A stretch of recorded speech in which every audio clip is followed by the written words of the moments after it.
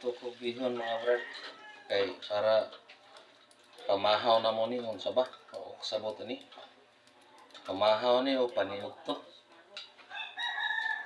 Bihon na tarong brad kay. Kore magluto ani. Mga brad. Luto ta.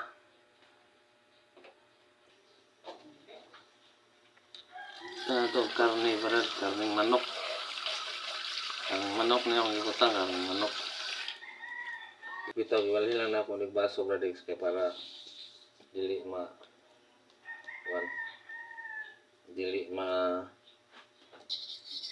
tunaw.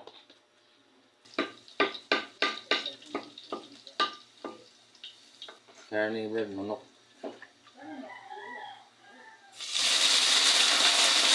Brad.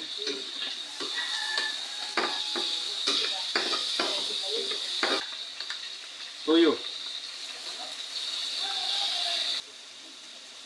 Para maluto siya yung karne tapos ano siya sa laman, makapenetrate siya doon sa mga laman-laman niya.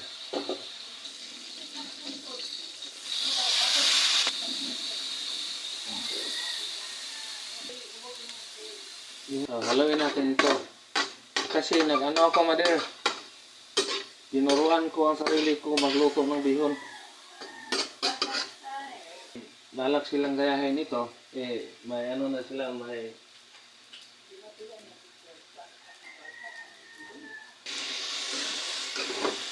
tubig ito, parang siya naluto yung mga linagay kong. Lagyan pa natin isang baso. Dalawang baso yan. 1 kilong bihon, 2 baso na ilagay ko. Tapos, lagyan natin ng tuyo. Tuyo muna. Natin itong damihan. Ito na. Ito. Lagyan natin ng bitsin. Kasi bitsin ang ginagamit namin Hindi ako naggamit ng magic sarap. Pagkatapos, mga idol, takpan natin ito. Takpan natin. Yan. Ito mga kaibigan. Tingnan mo natin ito. Gasan muna natin. Ito yung sibuyas dahonan. Mukhang masarap na to Masarap na to mga kaibigan. Pag matikman nyo to, sigurado, malimutan yung mga pangalan niyo.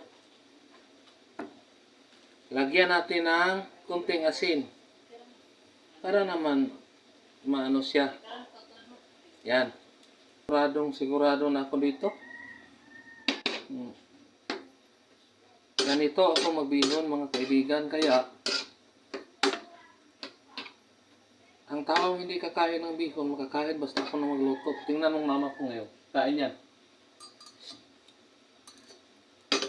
So, hintayin lang natin mga 1 minute. Hintayin muna tayo.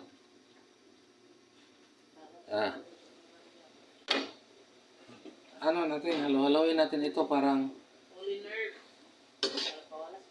halo-halo natin ito para namang ano siya, mahalo siya. Yan. Yan mga kaibigan. Yan. Yan.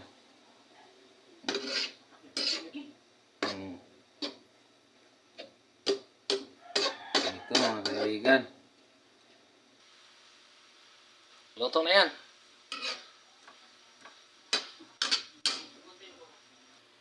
Dinuluto ko, tapos na. Luto na. So, tanungin ko muna yung mga nandito sa loob bahay ko kung kakain na ba sila. Bye-bye!